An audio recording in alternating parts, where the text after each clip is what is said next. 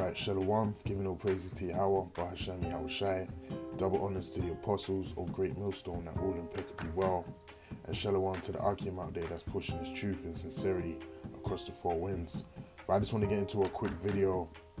It's going to be focusing on this article I've come across, and it's entitled, Theresa May says the internet must now be regulated following London Bridge terror attack. And it says the Prime Minister has said terrorists had safe spaces online, man.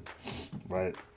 Now, just reading into the article, she's also saying that new international agreements should be introduced to regulate the internet in the light of the London Bridge terror attack.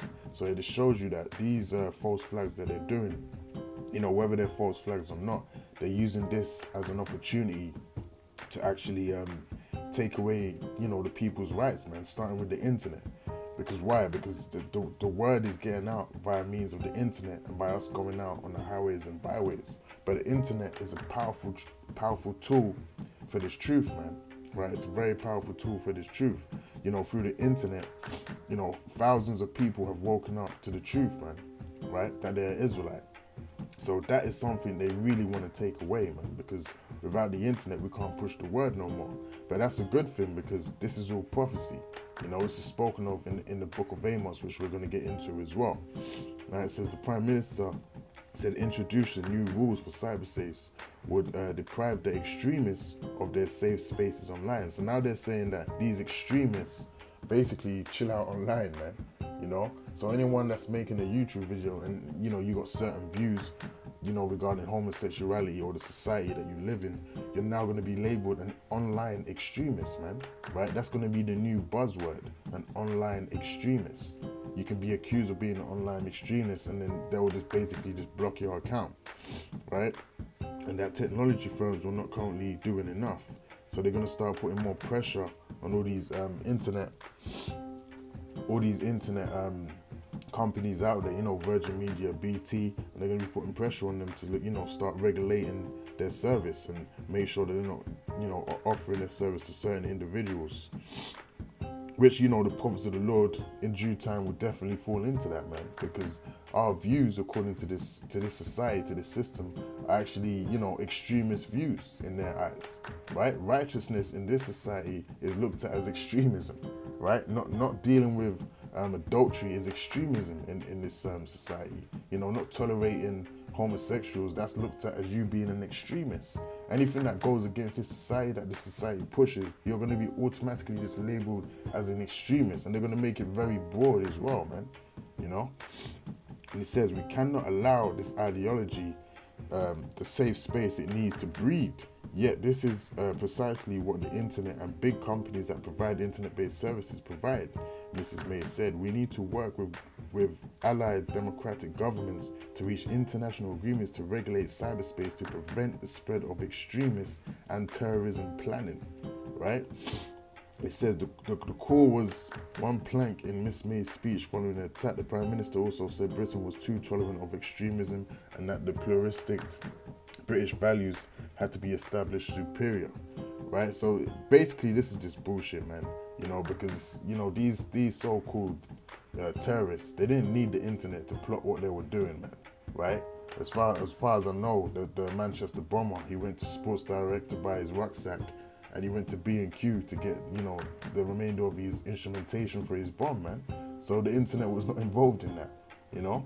But these are just excuses they're going to use in order to take away, you know, the people's rights. And even when you go into the comments and you read certain things that people are saying, a lot of people know that that's what's happening, man. But some people are actually down for it. It shows you how stupid and bugged out the actual you know, people are. They're just sheep, man, right? Because that fear has been installed in them, you know, from these terrorist attacks. Some of them actually want their rights taken away, but some of them know what's happening and don't want their rights taken away, man. So either way, you're going to have an uproar of the people, and it's going to cause mass chaos, man, right? All these things are prophesied in the scriptures, man, right?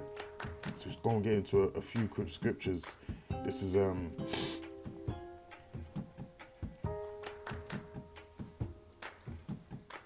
Amos chapter 8. We'll start from verse 11. It says, behold, the days come, saith the Lord power, that I will send a famine in the land, not a famine of bread nor a thirst for water, but of hearing the words of Yahweh Shem Yahushai, man, right? And that famine is definitely coming. We can see that famine is coming because, every day that goes by, there's a new article talking about, moving one step closer to taking away the rights of the people, man, taking away the internet, taking away human rights. She's actually talking about going that far, taking away human rights so they can deal with terrorism. And people are going to be, running to the queue to have their human rights taken away, right? For the sake of, this terrorism threat that's been imposed upon the people, right? And the next scripture I want to get right quick is 2 Corinthians chapter 2, chapter 13 and 8. And it says, for we can do nothing against the truth, but for the truth, man.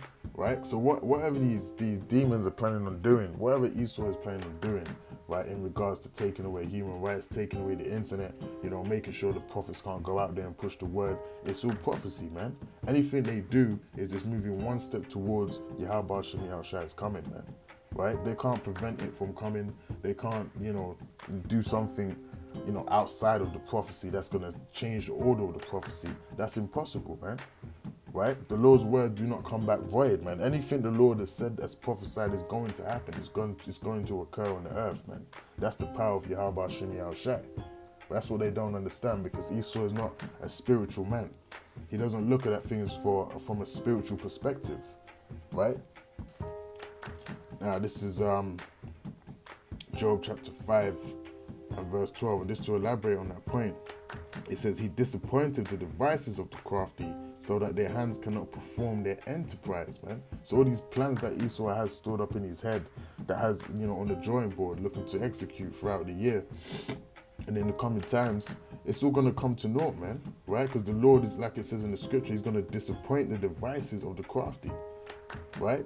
But one thing that the Lord is going to allow to happen is that RFID chip to come into action, man, right? And you can bet 100% that Esau's going to actually think that when that chip is instituted, that he's actually achieved what he wanted to achieve, man. But when World War III pops off, after that chip is executed, then he's going to know that, okay, the Lord was behind this all along, man.